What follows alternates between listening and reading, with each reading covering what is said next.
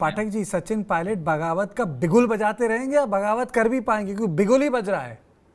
बस बिगुल ही बजता रहेगा सर, बिगुल ही बजता रहेगा। या हो सकता है पार्टी उन्हें बाहर कर दे अगर ज्यादा बिगुल बजे तो। जयतिलक जी, आपको लगता है कि बाहर करेगी? इतने नेता बचे हैं कांग्रेस के पास कि जो बचे कुछ हैं उसे खुद बाहर कर लें और बाकी सब बीजेपी की Saturday Sunday press conferences join कर लें। गहलोत जी की चलेगी तो बाहर भी कर देंगे। अच्छा, अच्छा। जयतिलक जी, आपको लगता है? जी जी। इसकी संभावना कम है कार्तिकेय जी। देखिए, राजनीति में जिस राजनेता के प्रतिरोध की प्रस्तावना बड़ा होता है, ताकतवर वही होता है, शासन वही करता है, हुकूमत वही करता है। अब इस बात का लगभग परीक्षण हो चुका है गहलोत जी के बीच, पायलट जी के बीच, कि जो है प्रतिरोध का प्रस्तावना जो है गहलोत का बड़ा है अपेक्षाकृत जो है पायलट जी के।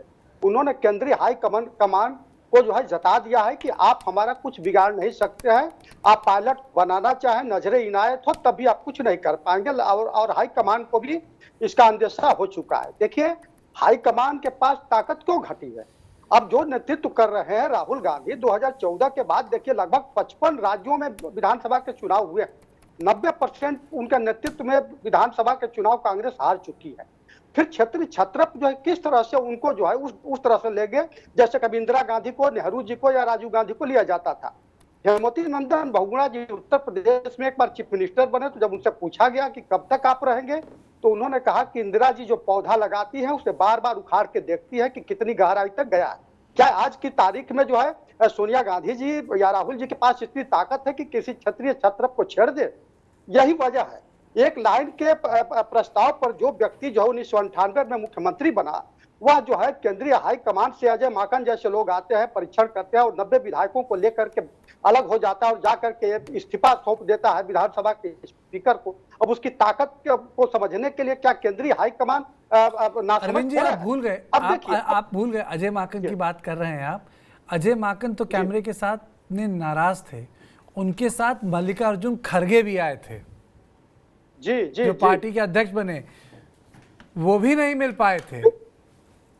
हाँ बिल्कुल बिल्कुल। तो इस ताकत को कार्तिकेय जी, दूसरी चीज देखिए, अब पायलट जी के पास जो है कांग्रेस की हार में ही उनके उनके जीत का जो है एक एक रोशनी दिखती है। अब उनको उनका पूरी कोशिश है कि यहाँ पे कांग्रेस जो है बुरी तरह से पराजित हो। पराजित होने के बाद ही जाकर के जो है गहलोत का जो एक बहुत बड़ा मुलम्मा है, उनका आभा है, औरा है, वह जो विधायकों पर से टूटेगा, कार्यकर्ताओं पर से टूटेगा, तब जाकर के अपने आप को स्थापित कर पाएंगे। तो इनकी पूरी कोशिश होगी, क्योंकि वो समझ गए हैं कि केंद्र हाईकमान से कुछ मिलने वाला नहीं है। जो दमखम लगा करके अर्जित करना है, अपनी पूंजी बढ़ानी है, तो अपने दमखम पर। तो यह तभी संभव हो पाएगा जब यहाँ पे कांग्रेस हारे। और अभी वह जो मुझे नहीं लगता है कि चुनाव से पहले जो है कोई बहुत बड़ा जो है ये रास्ता अख्तियार करने वाले हैं, अगर कुछ बहुत बड़ी अनहोनी न होता। कार्तिकेय जी, अनुपम जी ये कह रहे हैं कि हारें, लेकिन हारने के लिए बचेगा क्या? क्योंकि पिछली बार जब हारे थे तो मेरे ख्याल से 30 से नीचे थी। इस बार लोग कह रहे हैं कि 20 से नीचे चले जाएंगे। तो बचेगा क्या? मतलब हार जीत को घर को आग लगा के तो हार जीत होगी नहीं। नहीं, देखिए, राजस्थान में इस तरह के स्वीपिंग रिजल्ट, राजस्थान तमिलनाडु दो राज्य ऐसे हैं जिसमें हमने देखा है कि ऑल और नथिंग वाला गेम होता है। लेकिन आप ये भी देखें कार्तिकेय कि कांग्रेस हाईकमान के पास ऑप्शंस क्या है। अब मतलब ठीक है, आपने देखा कि जब पिछली बार बगावत हुई थी तो खड़गे गए थे, जांच की थी, 3 लोगों को नोटिस दी गई थी। 3-3 लोगों को नोटिस दी जाती है और एक टाइम बाउंड समय में उस नोटिस का जांच पूरी करने की बात कही जाती है। आज इतने दिन हो गए, उस नोटिस कहाँ गई? किसी ने जवाब तक देना उसका उचित नहीं समझा। तो आप इसको भी देखिए ना कि कांग्रेस हाईकमान के पास ऑप्शंस क्या हैं, वो क्या कर सकते हैं। अब भूपेंद्र बघेल, आप देखिए, भूपेंद्र बघेल का भी कल बयान आया है गहलोत के पक्ष में। भूपेंद्र बघेल बता रहे हैं कि साहब हम भी गद्दी नहीं छोड़ेंगे, आप उनका क्या कर सकते हैं। गहलोत ने अपनी ताकत दिखा दी, आप उनका क्या कर सकते हैं। गिने चुने स्टेट्स हैं आपके पास, वो आपको रिसोर्सेज मुहैया कराते हैं, उनके चलते आप आज भी राष्ट्रीय पार्टी बने हुए हैं। आप मतलब उनकी भी बड़ी एक हेल्पलेसनेस की स्थिति है कार्तिक जी। और इसमें कोई हर चीज में बेबसी में बहुत ज्यादा स्ट्रैटेजी नहीं देखी जाए। कांग्रेस हाईकमान बेबस है किसी हद तक। जो राजेश, ये जो पायलट हैं, ये भी इनका भी सब्र जवाब दे रहा है। इनको भी समझ में आ गया है कि ये कांग्रेस हाईकमान के भरोसे नहीं रह सकती, इन्हें जो करना है खुद ही करना होगा। नंबर गेम में वो अशोक गहलोत से बहुत पीछे हैं। राजस्थान चुनाव में वो कहीं ना कहीं कांग्रेस की एक इम्पेंडिंग हार देख रहे हैं। अगर उन्हें इस बात का अंदाजा होता कि अशोक गहलोत दोबारा मुख्यमंत्री बन रहे हैं तो इस तरह का वो मोर्चा नहीं खोलते। कहीं ना कहीं वो मान के चल रहे हैं कि कांग्रेस हार रही है, और मुझे लगता है, मैं फिर से इसी बात को दोहराऊंगा कि वो एक लंबा गेम खेलना चाह रहे हैं। कहीं ना कहीं वो 2028 के लिए अपने आप की पोजिशनिंग कर रहे हैं करती। आपको लगता है कि आने वाले वक्त में पंकज जी, कांग्रेस पार्टी अगर नंबर नहीं बढ़ाती है सेंटर में और सस्टेनेबल यूनिट्स नहीं होती हैं स्टेट्स में, तो फ्रेंचाइजी मॉडल पे हो जाएगी? जैसे जनता दल हो गई, जनता दल भी तो हुई थी ना फ्रेंचाइजी मॉडल पे, सब जनता दल के थे पर सब ने अपने दल बना लिए। मुलायम सिंह ने अपना दल बना लिया, नीतीश ने अपना दल बना लिया, लालू प्रसाद ने अपना दल बना लिया, चौधरी साहब देवीलाल जी की पार्टी के अपना, सब एक जनता परिवार के हिस्सा थे ना, लेकिन वो फ्रेंचाइजी मॉडल था, सब अपने लिए थे, नाम पे एक थे। ये बिल्कुल फ्रेंचाइजी मॉडल हो रहा है। इंडियन पॉलिटिक्स में तो हो जाता है ये। नहीं, ये कांग्रेस में तो मुझे ये दिखाई पड़ता है कि अगर हाई कमान नहीं रह गया, उसका कोई करिश्मा नहीं रहा, तो आखिरकार जो स्टेट की लीडरशिप है वो कब तक हाई कमान की लीडरशिप एक्सेप्ट करती रहेगी? क्यों मानेगी कि वो हाई कमान है? आप देख लीजिए, हिमाचल में जीत तब हुई जब राहुल गांधी वहां नहीं गए।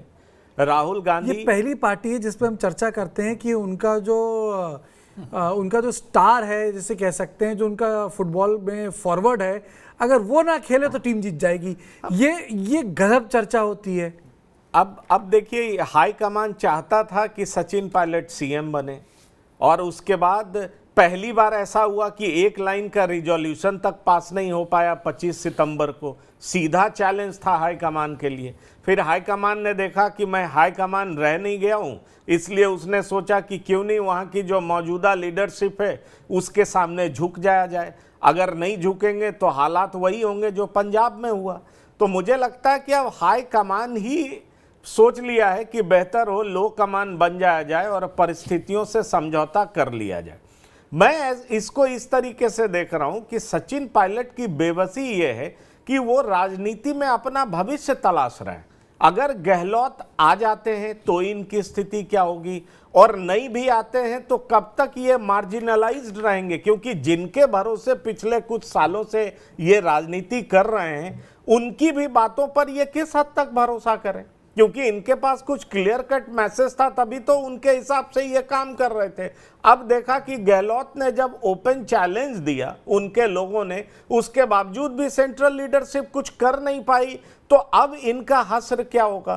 तो मुझे ये समझ में आता है कि पार्टी में पहले अपनी पोजीशनिंग के लिए, अपने लोगों को साथ साधे रखने के लिए, और अगर ऐसा नहीं हो पाता है तो इन्होंने एक ऐसा दांव चला है जिससे कांग्रेस कम और बीजेपी ज्यादा खुश होगी। खासतौर पर बीजेपी भी इस समस्या से जूझ रही है, जो उसका एस्टेब्लिश लीडरशिप है उसको यहाँ बीजेपी का हाईकमान पसंद नहीं करता है। तो अगर यहाँ के रास्ते बंद हुए तो उधर के रास्ते खुल सकते हैं। मुझे लगता है ये तो वो उस भाषा का इस्तेमाल कर रहे हैं जो बीजेपी के कई लोग पसंद करते होंगे। भाई बीजेपी भी तो एकदम जिसे कहते हैं त्रस्त है वसुंधरा जी से, वो नाम हिलने का ले ही नहीं रही हैं।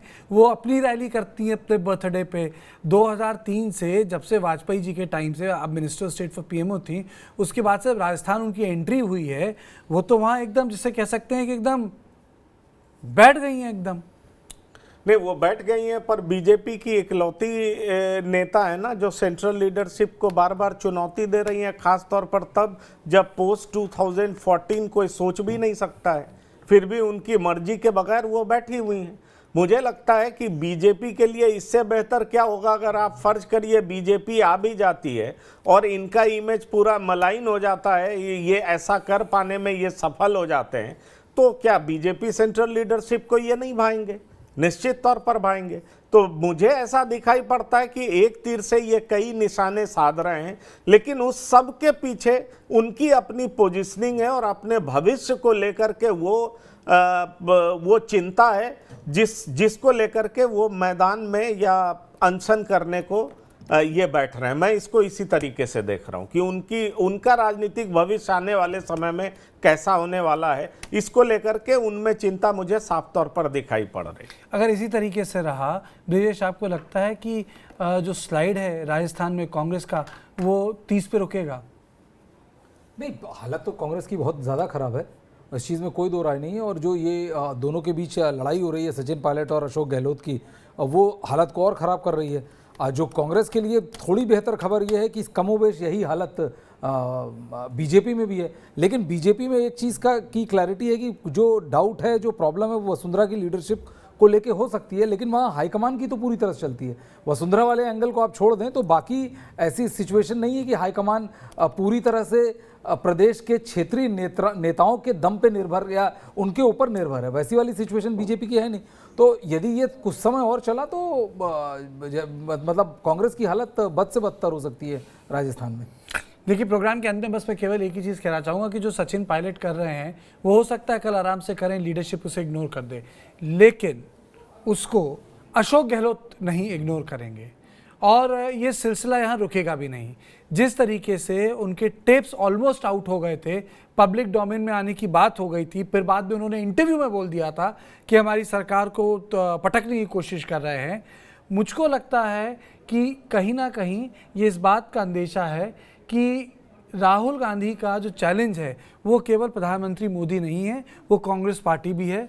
एक तो है कि उनका परसेप्शन, आज रविशंकर प्रसाद उनसे सवाल पूछ रहे थे कि आप उन बिजनेसमैन का नाम बताइए कि आप उनके किन के पास हैं।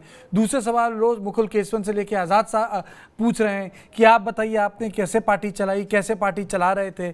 और अंत में हो ये रहा है कि जो उनके साथ खड़े हैं वो उनकी बात नहीं मान रहे हैं। तो जिस पार्टी में इतना अंतर्द्वंद है वो कैसे लोकसभा का चुनाव लड़ेगी, उसके लिए उन्हें मंथन करना पड़ेगा। मुझे लगता है इसके लिए उदयपुर जाने की ज़रूरत नहीं है। अगर ये लोग मिल के AICC में बैठ लें और सच्चे दिल से बात कर लें तो उनको जवाब सामने मिल जाएगा कि जिसको वो स्टार मानते हैं और चर्चा में ये बात हो कि उसके किनारे रहने से पार्टी जीतती है, तो हम सब लोगों को अपना जवाब उस पर मिल जाएगा।